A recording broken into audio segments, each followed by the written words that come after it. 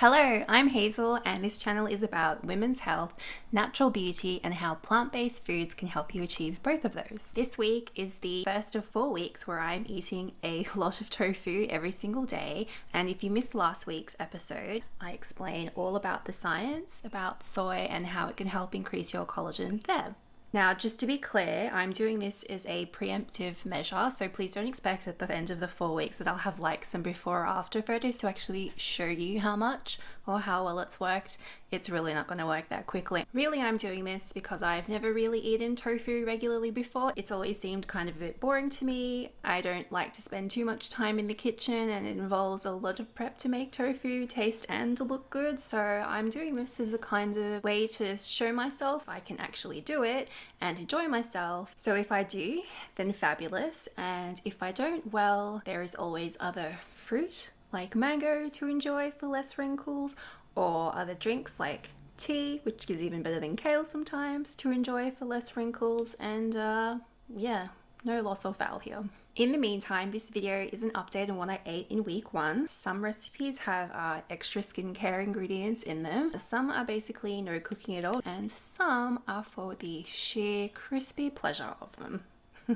But first, I received several comments and questions about the dangers associated with tofu or with soy, and therefore tofu, which I will try to address as best as I can here. These included how soy could be feminizing for men, the toxins in tofu, which I assume is from like the toxins in soybeans, hormone disruption, and also one woman found that she can't eat even a couple serves of tofu a week because that just really messed with her thyroid levels. So if you're not interested in any of that and you want to get straight to the food, then there's a link in the description box below and you can skip straight there. Otherwise, let's get to it. So I'm going to refer to this book here, How Not to Die by Dr. Michael Greger. It is by far the clearest, most transparent, and the highest quality book on health and nutrition that I have ever seen. And I'm like a bit of a skeptic myself. Not like a paranoid skeptic, but just like I like to see the evidence if you're going to tell me that something is true or not true.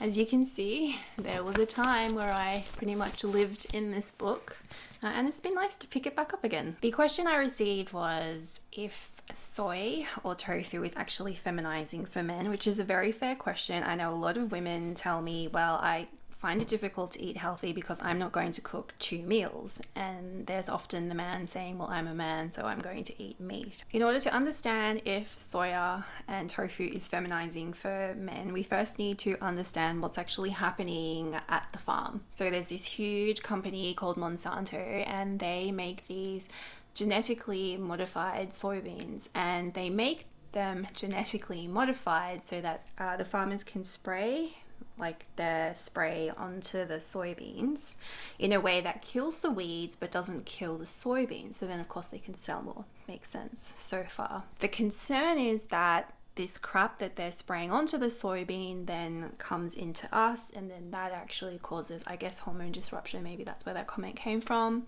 and then makes changes to the men.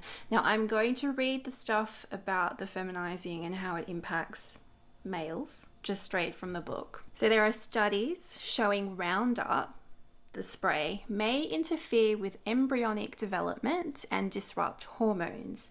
These studies were respectively on sea urchin embryos and cells from mouse testicles. Blogs scream headlines like, "Men, save your testicles," citing articles with concerning names like, prepubertal exposure to commercial formulation of the herbicide glyphosate alters testosterone levels and testicular morphology.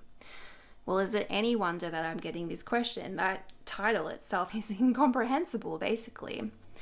That's not in the book. That's my own commentary. Back to the book. But that study was about puberty in rats. I doubt the blog would have gotten as many hits if it had been titled, "Men, Save Prepubescent Rats with Their Testicles." Oh, "Men, Save Prepubescent Rats' Testicles." Oh, that's a real tongue twister. "Men, Save Prepubescent Rats' Testicles."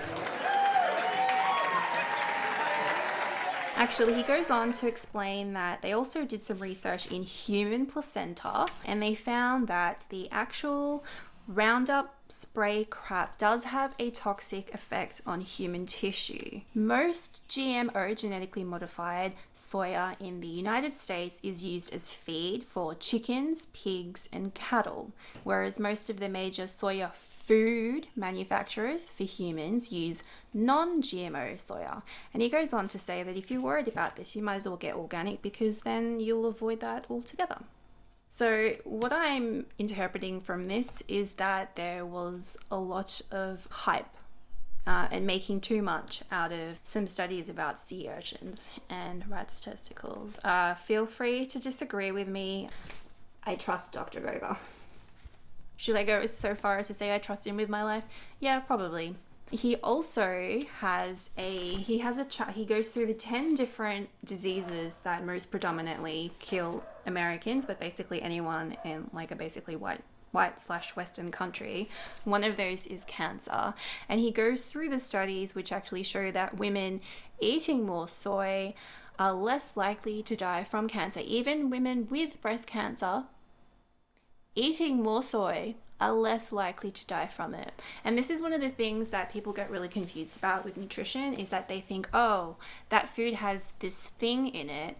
What we really need to look at is that this food will have this thing in it here, but it might also have this thing and this thing and this thing. And then what is the total impact of all the things in the food? And according to the research in women's breast cancer, that impact is really good for us, actually. It helps protect you. It helps you to live. So that's incredible. I think that covers hormone disruption mostly for men and a little bit for women. But just to clarify, people are sometimes scared of soy because of the phytoestrogens in it, which sound like estrogens, an actual hormone.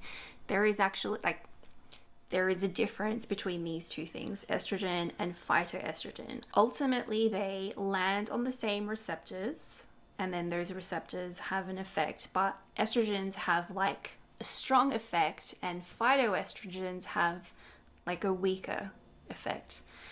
It's way more complicated than that, but if you're concerned that having phytoestrogens, because they sound like estrogens, is hormonally bad, and so then that's going to lead to something more like breast cancer, well, yeah, the research shows that you're actually going to be protected from breast cancer. That's as best as I can interpret from that book so far. Please ask me another question if you've got one. Finally, a woman was kind enough to warn me of her experience with eating a couple serves of tofu a week, which led to just bad things with her thyroid hormone levels. So I looked into it because I wanted to know more, and it turns out I found a systematic review and meta-analysis, a lot of words to say, that some researchers took all the different studies from everywhere else and then they put them all together to see in totality what does the research tell us about the impact of soy supplementation on your thyroid. And they concluded that it does in fact have a modest effect on raising your thyroid stimulating hormone levels, but they doubted that there was any clinical significance. What I take from this is that it's probably unlikely that a lot of people experience this, but the fact that this woman, I didn't forget your name, I'm just keeping it for privacy, that this woman did experience tells me that it's probably good if you're watching this video and you're thinking of trying this yourself, maybe don't do what I'm doing and like just jump into a whole pile of soy. Maybe just introduce it to yourself gradually and see how your body reacts to it. Yeah, it's a bit confusing when you get like one person's experience and then the science says something else. The science is never complete in its totality. It's never like this 100% is the way it works. It's usually like I mean, we can tell from the evidence that this is 99.9% likely what's going to happen. In reality, everyone's different. I also know a woman who, as soon as she eats soy, and she never eats soy, but as soon as she eats it, she just goes bonkers. She gets really, really angry, throws a tantrum from the sounds of it. So we all react differently, and thank you for the feedback. Now for the food. Day one was a baked peanut tofu with broccoli and edamame, and it was delicious. I really loved the peanut butter in it. Did you know that peanut butter actually has stacks and stacks of vitamin E in it, so it's great for your skin? Well, as long as there's not too much. I always break out when there's too much peanut butter, but still, vitamin E, and you don't gain weight on it. And if you'd like to know more about how to live guilt-free with peanut butter and without gaining weight, you can see this video up here. I found this dish really, really filling, and I think it was because of the doubling up with the edamame beans. Legumes in general are pretty filling as a food group. That said, it was doubling up on the soy, which means doubling up on the potential for collagen. Day 2 was Saturday, and that meant there was room to play in the kitchen. And for me, that meant trying out deep fried General So tofu. I was actually going to save this recipe for week 4 as a treat, but I just couldn't wait, and I am so glad that I didn't resist, because this dish is really, really amazing. It was so filling that I had leftovers left the next day, and I basically didn't cook on Sunday. I think this was because it called for extra firm tofu. I couldn't find that in my grocery store, so I just kind of went around squishing every single tofu that there was until I found the toughest one. And that was enough. I also, to be honest, felt a little bit queasy about using all of this oil and therefore eating all of this oil, because obviously that's going to help you gain a lot of weight very quickly. But then I remembered that soy is 10 times more associated, or 10 times more likely to help you lose weight than even vegetables. And you can find more about that here. So I just thought, well, it's the weekend and it's week 1, why not enjoy yourself and go for it? And I have to say, absolutely, guilt-free. To be honest, I've fried a lot. I don't usually fry my foods, but for tofu and all these recipes, there has been a lot of frying, and I completely expected to gain weight. And luckily, I haven't gained any weight this week. I've just been completely level, so joy. After several days of eating rice with tofu, I was ready for a break in terms of texture, and so that meant making some pad see ew, and I hope I said that right. I'm sorry if I didn't. I understand that in Thai restaurants everybody always gets the pad Thai, but personally I always get pad see ew, and that's because of the gailan. Now, I can't say that I am a huge fan of leafy greens, but when I was still trying to discover what I could enjoy, I saw that gailan was in pad see ew, so I tried it and I've never looked back. Everyone knows that green vegetables and dark leafy greens are good for you, but did you know that women who eat more green vegetables are less likely to have crow's feet wrinkles? So that's a double win for this dish. And did you know that the same thing goes with yellow vegetables, which leads us to our next dish, which is a saucy ginger fried tofu. This recipe was gingery, textured, it was just yum, yum, yum, yum, yum. And because I had yellow capsicum, because it was on sale at the grocery store, it can be difficult to find. Please don't feel pressured to go find specifically yellow capsicum. Get any capsicum, they're rich in vitamin C to begin with anyway. But because I had yellow, I just threw in double the amount of yellow for crow's feet prevention. I just can't help it at this point. This dish was so lovely that I actually ate it all. That evening I didn't even have leftovers for the next day. So the next day I had to improvise with silken tofu, which was still remaining in my fridge. I had assumed that it would just be kind of like all soft and mushy and just kind of boring, but I was pleasantly surprised, particularly because that day was like the first hot Melbourne day, declaring that summer is coming, and most people would probably have been at the beach, but I was hiding inside in the shade because I cannot stand the heat, and that meant silken tofu with no cooking. also in the description box. This was yum, yum, yum, yum, yum. Think of garlic, soy sauce, roasted sesame seeds. This silken tofu kind of deal with no cooking is definitely going to be a staple in my summer diet to come. So convenient. So you can guess what happens next. On my last day of tofu, I was going for silken tofu again. And this time, so the first recipe was a Korean sauce and the next recipe was a Japanese sauce. So a lot of ginger. And what I love about ginger, apart from the taste, is that it is the second most anti-inflammatory food in the world, which means in addition to the soy for your collagen, you're also reducing the amount of inflammation in your skin, which means you're protecting your collagen from breaking down.